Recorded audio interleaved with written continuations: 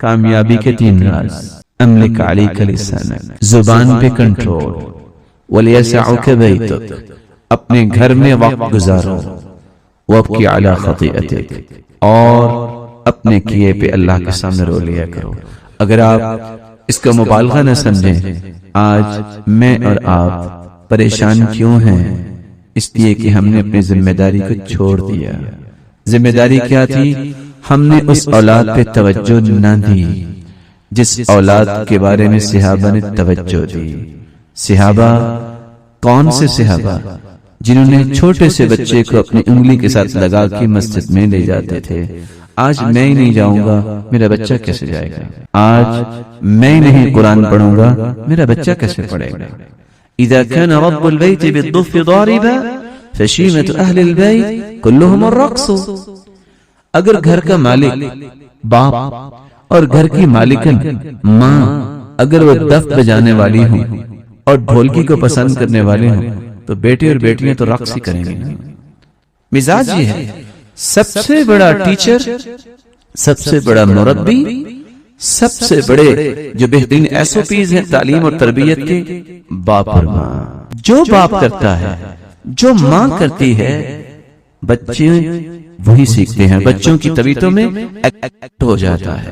اس لیے وَلْيَسْعُكَ بَيْتُكَ، اگر قیامت کے دن اللہ رب العزت کے بنائے ہوئے نور کے منبر چاہیے، منہج یہ ہے زبان سے گفتگو عدل والی نکالو، اپنے خلاف کیوں نہ ہو، سچ بولو۔ دیکھیے ابوبکر صدیق رضی اللہ تعالیٰ عنہ اور عمر رضی اللہ تعالیٰ عنہ پوری زندگیوں کا مطالعہ کریں تو ایک واقعہ ملتا ہے۔ ایک دونوں بیٹھے گفتگو کر رہے تھے تو ابوبکر صدیق رضی اللہ تعالیٰ عنہ نے کہا اچھا اس کو اس قافلے کا کمانڈر بنا دیتے ہیں۔ عمر رضی اللہ تعالیٰ عنہ کہنے کہ نہیں، اس کو بنا دیتے ہیں۔ ابوبکر صدیق رضی اللہ تعالیٰ عنہ جس جیسے کوئی صحابی نہیں تھے۔ ہمارا ایمان ہے، ایک وقت انشاءاللہ اس پہ تو بحث کریں گے ہم۔ زندگی میں ایک واقعہ، اب جب انہوں نے کہا کہ اس کو کمانڈر بنایا جائے، انہوں نے کہا کہ اس کو کمانڈر بنایا جائے، رائے تھی، تو ابوبکر صدیق رضی اللہ تعالیٰ عنہ مسکرا کے کیا کہتے ہیں؟ ما اردت الا خلافی، لگتا ہے کہ آپ نے میری مخالفت میں یہ بات کی ہے۔ عمر رضی اللہ تعالیٰ عنہ کہتے ہیں کہ ہاشا، ایسا بالکل نہیں ہو سکتا کہ میں آپ کی مخالفت کروں، لیکن آپ کو ایسا مجھے کہنا نہیں چاہیے تھا۔ کہتے ہیں اچھا عمر معاف کر دو، میں نے تو ویسے کہہ دیا۔ کتنا پیارا دل، کہتے ہیں معاف کر دو۔ اور عمر رضی اللہ تعالیٰ عنہ کتنے پیارے ہیں، کہتے نہیں معاف تو نہیں کروں گا۔ کہتے ہیں عمر معاف کر دیں، باقی قصہ ایک طرف رہ گیا، کیا کہہ رہے ہیں؟ مجھے معاف کر دیں۔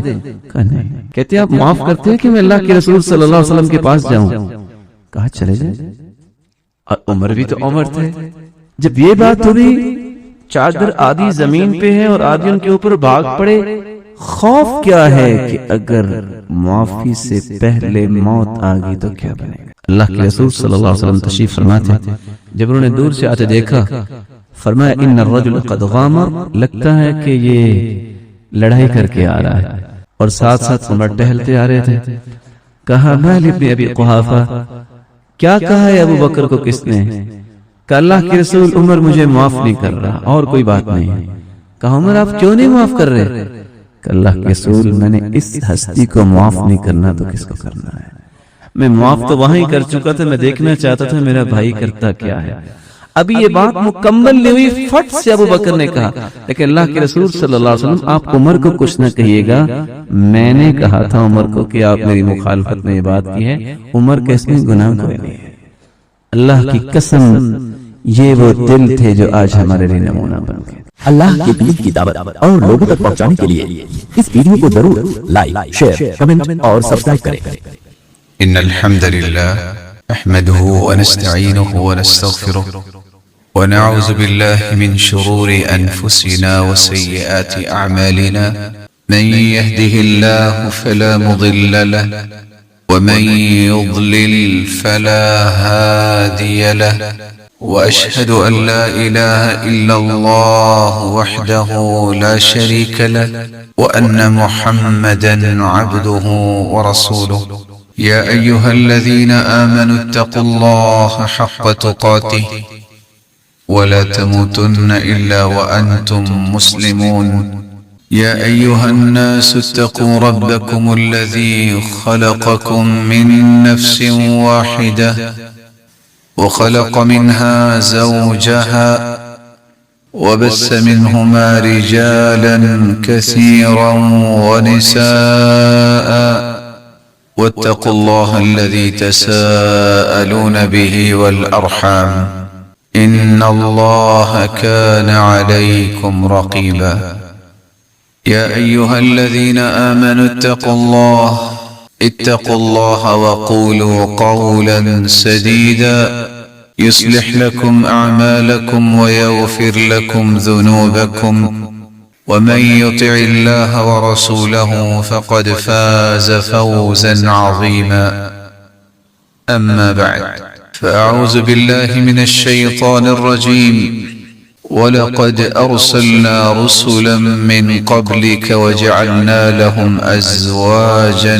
وذرية قال الحق سبحانه وتعالى الطلاق مرتان فإمساك بمعروف أو تسريح بإحسان اللہ ذوالجلال کا بے پناہ احسان ہے جس نے ہمیں انسان بنایا، مسلمان بنایا اور ہماری رشت و ہدایت کے لیے نوشتہ ہدایت قرآن مجید کو نازل کیا، پھر اس کی روشنی میں تربیت اور تزکیہ کرنے کے لیے اور زندگی کے جملہ زاویوں کو خوبصورت بنانے کے لیے ہادی و مرشد اس ہستی کو بنایا جو پوری کائنات سے اعلیٰ اور ارفع ہستی ہے، محمد الرسول اللہ صلی اللہ علیہ وسلم۔ جن لوگوں نے آپ کی صحبت اور آپ کی رفاقت کو پسند کیا، اللہ تعالیٰ نے قیامت تک ان ہستیوں کو مثالی قرار دیا جن کو صحابہ کرام رضی اللہ عنہم وارضاہم کہا جاتا ہے۔ وہ کون سے اصول اور ضابطے تھے جن کی روشنی میں انہوں نے تربیت پائی اور وہ مثالی قرار پائے؟ ان اصولوں میں سے ایک اصول یہ بھی تھا کہ وہ اپنی انفرادی زندگی کے زاویوں کو بھی اور اجتماعی زندگی کے زاویوں کو بھی قرآن و سنت کی روشنی میں مرتب کیا کرتے تھے۔ ان کے اندر کوئی بھی افراط و تفریط نہیں تھی۔ افراط و تفریط کیا ہے؟ افراط و تفریط یہ ہے منمانی سے کسی چیز میں اضافہ کر دینا اور منمانی سے کسی چیز میں کمی کر دینا۔ آپ کو کتنے لوگ نظر آئیں گے جن کی عمریں 40، 50 سال، 60 سال ہوگی ہیں اور ابھی تک انہیں شادی نہیں کروائی؟ پوچھا جائے تو کہتے ہیں کروا لیں گے، اور کتنے ایسے لوگ ہیں جو شادی کرواتے نہیں۔ شریعت اس کو پسند نہیں کرتی، اور شریعت اس بات کو بھی پسند نہیں کرتی کہ آپ ذمہ داری نہ اٹھائیں اور نہ ہی شریعت کی روشنی میں اپنا بیہیو سیٹ کریں اور لوگوں کی عزتوں کے ساتھ کھیلتے رہیں۔ نکاح رسول اللہ صلی اللہ علیہ وسلم کی ہی سنت نہیں بلکہ 1,24,000 پیغمبروں کی مشترکہ سنت۔ اللہ تعالیٰ فرماتے ہیں وَلَقَدْ أَرْسَلْنَا رُسُلًا مِّن قَبْلِكَ وَجَعَلْنَا لَهُمْ أَزْوَاجًا وَذُرِّيَّةً۔ اے میرے محبوب، آپ سے پہلے جتنے بھی انبیاء اور رسول آئے ہم نے ان کی شادیاں کی، انہیں اولاد سے بھی نوازا۔ آپ کے علم میں ہے کہ جو عمل سنت کے موافق نہ ہو وہ قابل قبول نہیں۔ اگر ایک نبی کی سنت کے موافق نہ ہو تو قابل قبول نہیں، تو یہ تو سرتاج رسول کی سنت ہی نہیں، 1,24,000 پیغمبروں کی مشترکہ سنت ہے۔ اور حدیث کے الفاظ ہیں اربع من سنن المرسلین، 4 چیزیں تمام انبیاء کی مشترکہ سنت ہے۔ النکاح، نکاح کرنا، والطیب، خوشبو لگانا، ووضع الیمین علی الشمال فی الصلاۃ، اور نماز میں اپنے دائیں ہاتھ کو اپنے بائیں ہاتھ پہ رکھنا، والسواک، اور مسواک کرنا۔ بلکہ رسول اللہ صلی اللہ علیہ وسلم کا فرمان ہے، صحیح الجامع کی روایت ہے، اذا تزوج العبد فقد استكمل نصف الدین فلیتق اللہ فی النصف الباقی۔ جب بندہ نکاح کرتا ہے تو آدھا دین اس کا مکمل ہو جاتا ہے، اسے بقیہ آدھے دین میں اللہ سے ڈر جانا چاہیے۔ اس سے یہ بات بھی پتہ چلی کہ جو نکاح نہیں کرتا اس کا تو آدھا دین بھی مکمل نہیں ہے۔ اس کے دعوے کہ یہ بہت بڑا نیک ہے، نیکی اس کو کہتے ہیں جو محمد مصطفیٰ نے اختیار کی، بلکہ آپ صلی اللہ علیہ وآلہ وسلم کی عبادت کے بارے میں جب صحابہ کرام کو پتہ چلا کہ وہ رات اتنی عبادت کرتے ہیں کہ ان کے پاؤں میں ورم آ جاتا ہے، تو صحیح بخاری کی روایت ہے ایک صحابی کہنے لگے کہ آج کے بعد میں رات کو آرام نہیں کروں گا، ساری رات تہجد پڑھوں گا۔ اب دیکھیں صحابی کی نیت ہے اور کتنی پیاری نیت ہے، تہجد کی نیت۔ دوسرے نے کہا کہ میں اب ساری زندگی روزہ ہی رکھوں گا، صحابی کی نیت ہے اور روزے کی نیت ہے۔ تیسرے نے کہا کہ میں نے شادی نہیں کروانی۔ آپ صلی اللہ علیہ وسلم کو جب اس بات کی خبر ملی تو آپ غصے میں آئے، فرمایا انی اصوم و افطر، میں روزہ بھی رکھتا ہوں، افطار بھی کرتا ہوں، میں تہجد بھی پڑھتا ہوں اور سوتا بھی، وانی اتزوج النساء، میں نے شادیاں بھی کی ہیں، من رغب عن سنتی فلیس منی، جس نے میری سنت اور طریقے سے اعراض کیا، منہ پھیرا، اس کا میرے ساتھ کوئی تعلق نہیں۔ تو یہ نیک پارسا بننے کی یہ باتیں کہ بس جی اس کو تو ضرورت ہی نہیں ہے شادی کی، نبی سے بڑھ کے کوئی پاکیزہ انسان اللہ نے دنیا میں نہیں بھیجا۔ رسول اکرم صلی اللہ علیہ وآلہ وسلم پر قرآن نازل ہوا وَأَنْكِحُوا الْأَيَامَ مِنْكُمْ وَالصَّالِحِينَ مِنْ عِبَادِكُمْ وَإِمَائِكُمْ۔ کچھ لوگ صرف اس بنیاد پہ شادی نہیں کرتے کہ بچہ پاؤں پہ کھڑا ہوگا تو تب کریں گے، تو پہلے سر پہ کھڑا ہوتا روزانہ، پاؤں پہ چلتا، نہیں اس کا کوئی کاروبار ہو تو پھر ہی کوئی بات بنے گی نا، ایک شاپ بن گئی ہے، نہیں کوئی دو تو بنے نا، ابھی چلا نہیں ہے، اور نتیجہ کیا نکلتا ہے، اس بیچارے کی عمر 30 سے زائد ہو چکی ہوتی ہے، وہ والدین کو گالیاں دیتا ہے، سامنے تو نہیں بولتا۔ اور بعض اس قدر ظالم قسم کے لوگ ہوتے ہیں کہ جو بیٹیوں پہ بھی ایسا ہی ظلم کرتے ہیں کہ 30 35 40 سال تک ان کو بٹھایا ہے کہ من مرضی کا رشتہ ملے گا۔ کون سا من مرضی کا رشتہ؟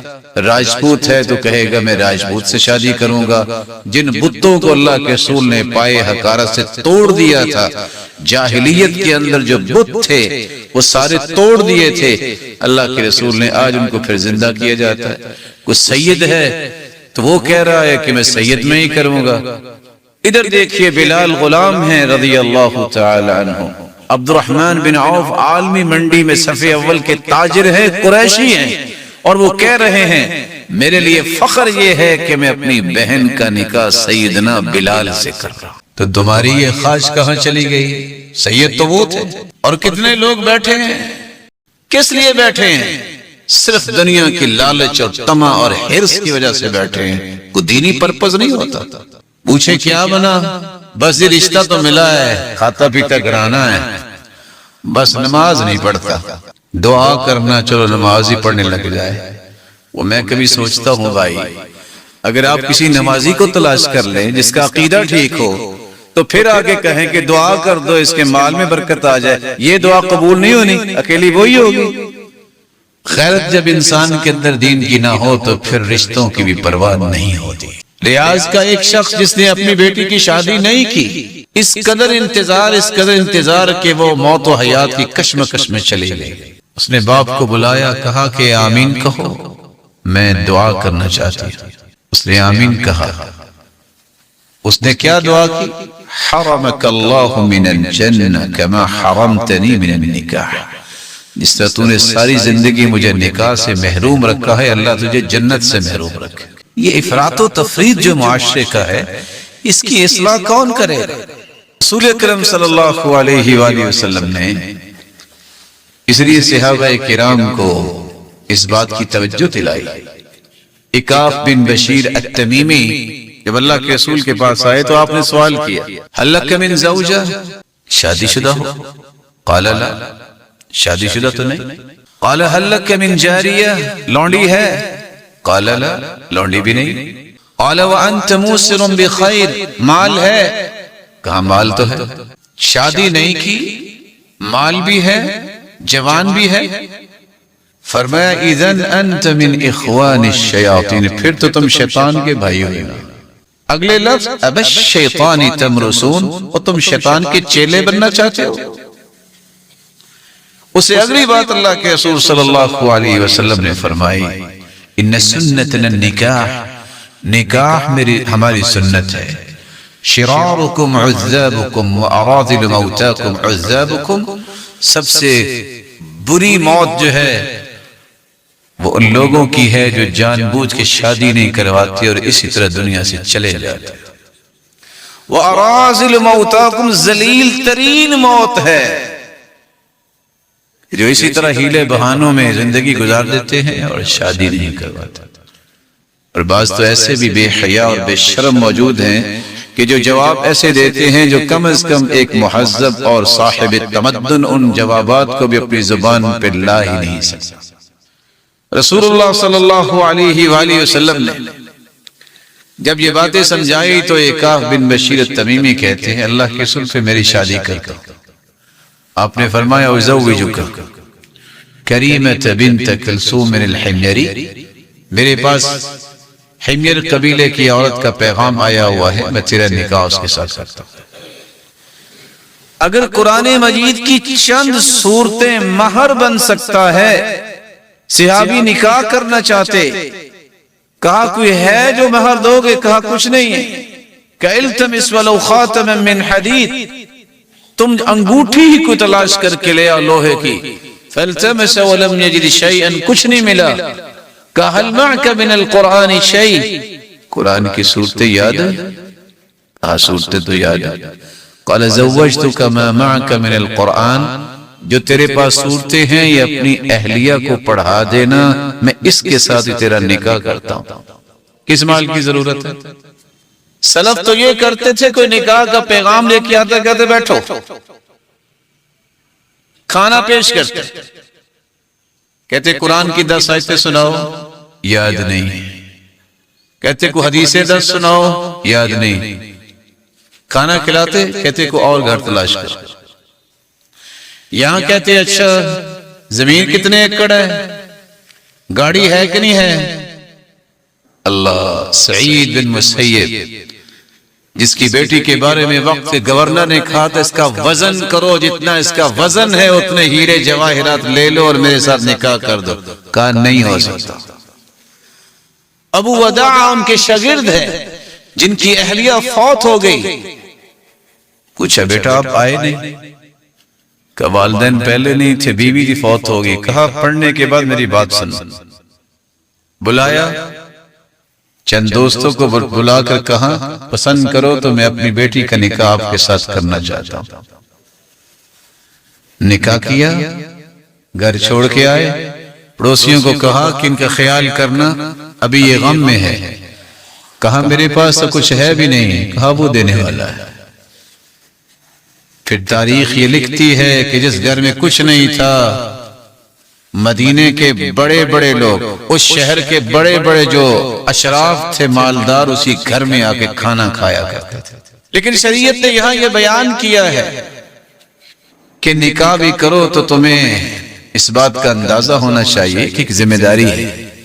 آج کسی نے چھوٹی سی شاپ بنانی ہو، MBA کورس کروا رہے، شارٹ کورسز کروا رہے ہیں، بس جی یہ فلان جگہ جو ہے وہ جا رہے ہیں، کیا لینے کے لیے؟ وہ فلان کے پاس بڑی ایکسپرٹیز ہے، اس سے کچھ مشورہ کریں گے۔ تو کیا نکاح کرتے وقت یہ ساری چیزوں کی ضرورت نہیں؟ یہ کوئی گڈی گڈے کا کھیل ہوتا ہے کہ 15 دن نہیں گزرتے اور 1 مہینہ اور طلاق دے کے فارغ کر دیتے ہو؟ یہ کوئی انسانیت ہے؟ یہ زندگی کا بہت بڑا مرحلہ ہے۔ یہ درخت کا پتا نہیں ہے کہ کوئی توڑ کے آپ کے ہاتھ میں دے دے اور آپ مسل کے پھینک دو، اس کو پاؤں تلے رون دو۔ یہ پوری زندگی کا بندھن ہوتا ہے۔ اس لیے میں ادب سے گزارش کروں گا، اپنے بچوں کے نکاح کرتے وقت بیٹی ہو یا بیٹا ہو، سب سے پہلے اسے دینی احکامات سکھاؤ، ورکشاپ دلاؤ، وہ 3 دن کی ہو، 2 دن کی ہو یا 1 دن کی، کم از کم ریئلائز ہو سکے کہ میں ایک نئے زاویے میں قدم رکھ رہا ہوں اور مجھے اس کو کامیاب کیسے کرنا ہے۔